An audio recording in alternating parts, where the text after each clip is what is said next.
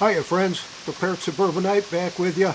Well, today is Friday the 13th, and be that as it may, there's a preparedness principle that I need to kind of remind us all of, and that is prepare for the worst and hope for the best. As we look at what's going on in our political environment right now, and after Tuesday night's debate, the worst case scenario kind of comes right to the forefront. What if Kamala Harris and Tim Walz win this November's election? And what are we going to do about it?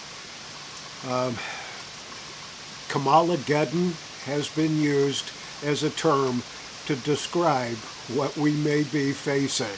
So let me get into some thoughts and details and some plans about what I think we should be planning for as the preparedness community. So stick around.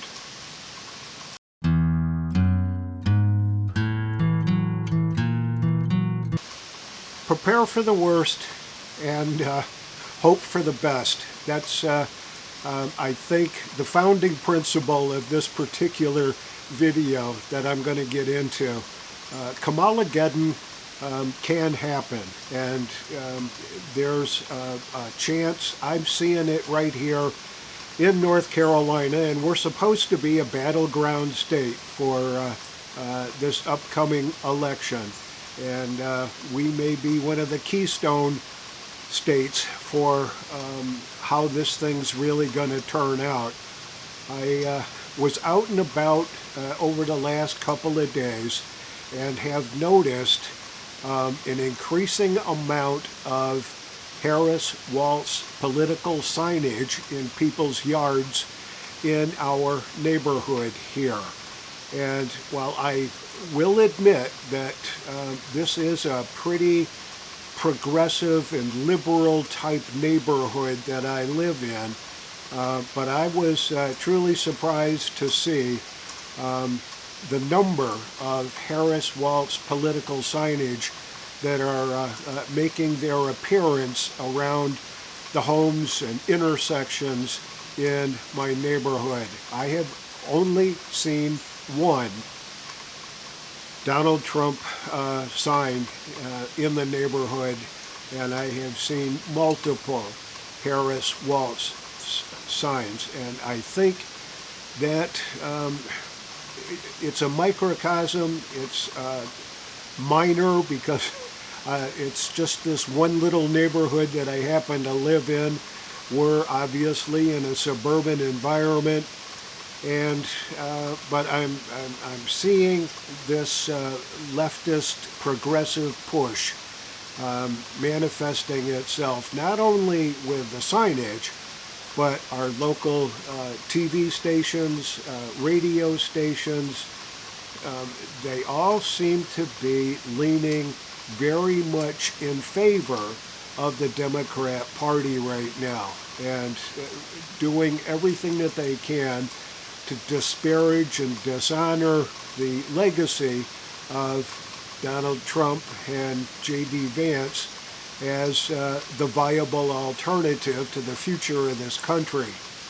So when I say Kamalageddon, when you think about some of the policies that she has endorsed in the past that maybe she's flip-flopped on, maybe she hasn't, maybe she made her positions clear during the debate. I doubt it, but there are some very big concerns that it's only going to take a few votes here and there in the battleground states that are going to determine this election.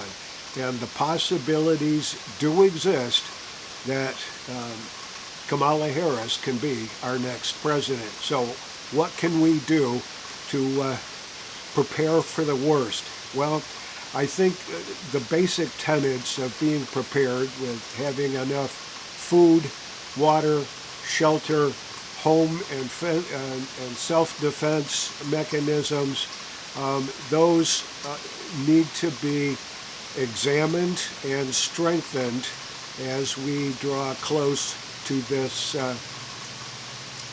election cycle. And when it ends on November 5th or 6th, or whenever we finally get the accurate electoral college count done, the possibility does exist that Kamala Harris could be our next president. So what are we going to do? Well, we've got the basics covered. I think that most of the folks that frequent this channel are well ahead of the curve on being prepared with the basics, with food, with water, with shelter, with bug out plans, with bug out bags, having things ready to go if you need to do whatever you need to do. If you're going to stay in place, then make sure you've got enough to cover yourself on that. But there are some changes that I think we need to put into play right away. I have not invested in raising chickens or meat birds or rabbits, anything like that. Animal husbandry has been outside my realm for quite a long time. I'm not an expert at it, but I think it's time that we examine what we've got. If she enacts price controls on the basis that our grocers and manufacturers are price gouging, and she puts price controls in place, what that's going to do is cause shortages and it's going to cause a black market. And when there are shortages, things kind of get crazy. So if you have the space and you have the wherewithal and the knowledge for animal husbandry, I'd suggest that if you haven't already, invest in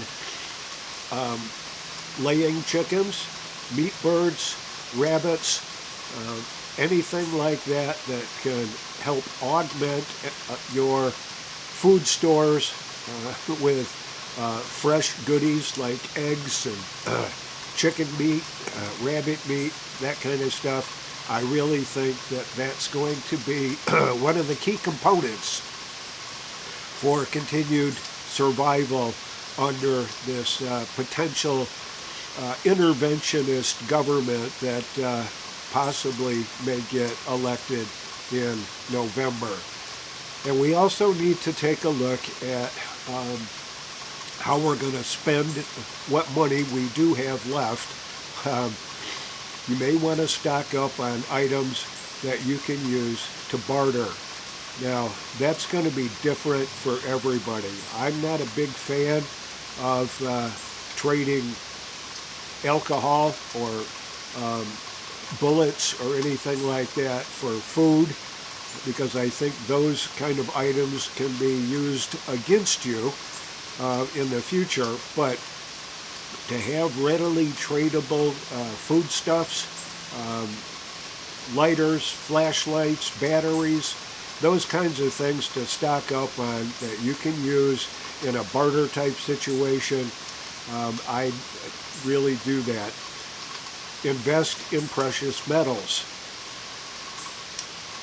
I'm pretty well heavily invested in the stock market right now, and we use that as our primary source of income right now, drawing against our IRAs and supplementing that with Social Security income and stuff like that. But I'm thinking that when I have that additional extra cash left over, that I am going to continue with some zeal to invest that in precious metals.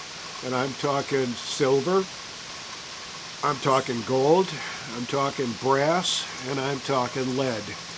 So those are the precious metals that I suggest that we really take a good hard look at for the upcoming Kamalageddon. And the hope part about maybe it's not going to happen, but we should be prepared for the worst. Let's make sure that you're getting your message out there as a conservative to influence the people that may still be, hard to believe, but may still be on the fence about what direction they want to vote in November. I would suggest that you use every resource available, every conversation, every chance meeting that you get at the supermarket or gas station, wherever you may be, to talk up the reality that we're dealing with on a day-to-day basis, with food prices being up over 20%, gasoline prices being up, 40 or 50% already. And I think we need to keep driving that message home and encouraging folks to double think and second guess every decision that they're making about who they're going to be voting for. We need to make sure that we can invest ourselves and our resources to make sure that we're going to survive what could possibly be the worst case scenario.